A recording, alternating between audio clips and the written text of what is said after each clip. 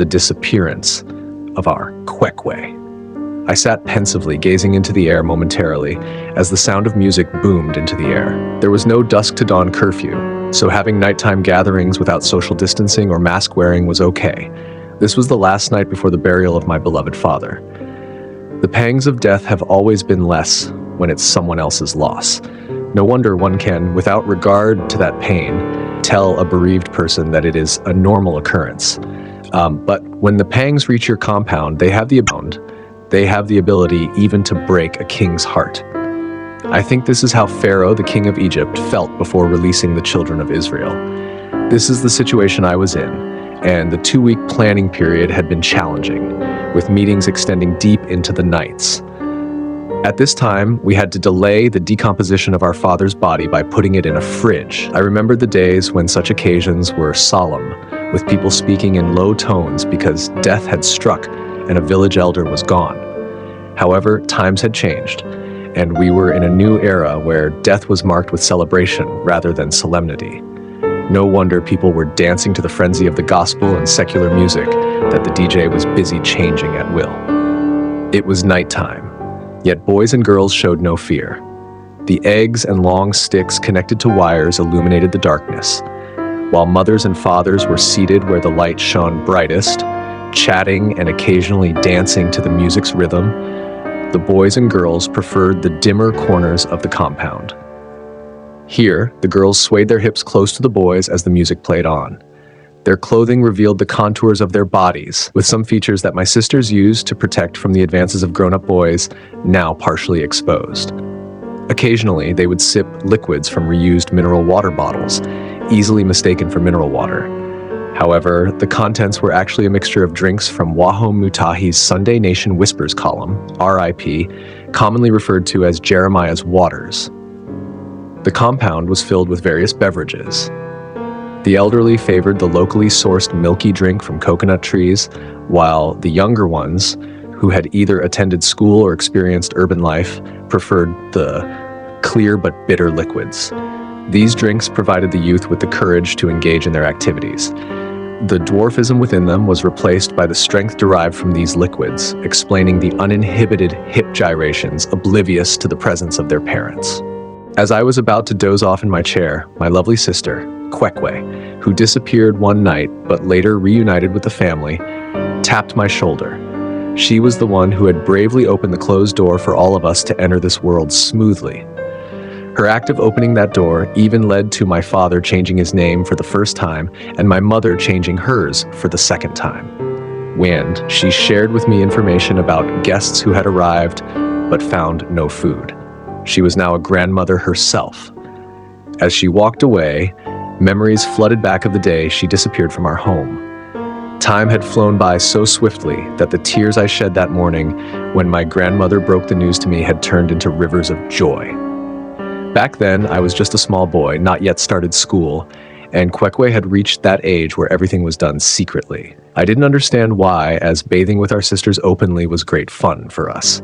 After our evening bath, we would all rush to Grandma's fireplace to warm ourselves as she prepared popcorn made from real dried maize from the granary. I recalled witnessing elderly men returning home, engaging my father and other village elders in discussions I couldn't comprehend. It was a time when we showcased our running skills by chasing after live roosters, the ones you had to work hard to catch, not the ones raised in confinement and matured in 6 weeks. The reward for our efforts included the legs, head, and other innards of the rooster. The boys devoured the legs and head while we gave the softer intestines to our young sisters. We would break the leg bones to extract the sweet marrow, a skill I'm uncertain if our children possess today. On the day she disappeared, I remembered the men bringing a large he-goat that we had never seen before, with massive horns and long hair like a muzungu. We were told it wasn't born of a she-goat, but birthed itself. The evening engagement stretched into the night, and sleep overcame us, only to awaken in the morning to the realization that our dear sister, Kwekwe, had been abducted, leaving us with the feared he-goat. Our reunion was a poignant one. I cherished my sister deeply and couldn't fathom why wicked men had taken her. I would miss her expertly made mandazi dearly, and my tears flowed until I nearly fell ill. I reminisced about sitting by the fireplace with my two brothers as she fried the mandazi, engaging her in conversation and sneakily pocketing some pastries, pretending we needed to use the restroom. She pretended not to notice, continuing her task, knowing there were plenty more to enjoy. She loved us deeply, and we reciprocated that love. The reunion day arrived, and we were all filled with excitement. Leading up to that day, we transformed from mischievous boys into obedient ones, eager to do everything swiftly to ensure we wouldn't miss the chance to reunite with our beloved sister. We were informed she wouldn't return until she had her own child, presenting a significant opportunity for us.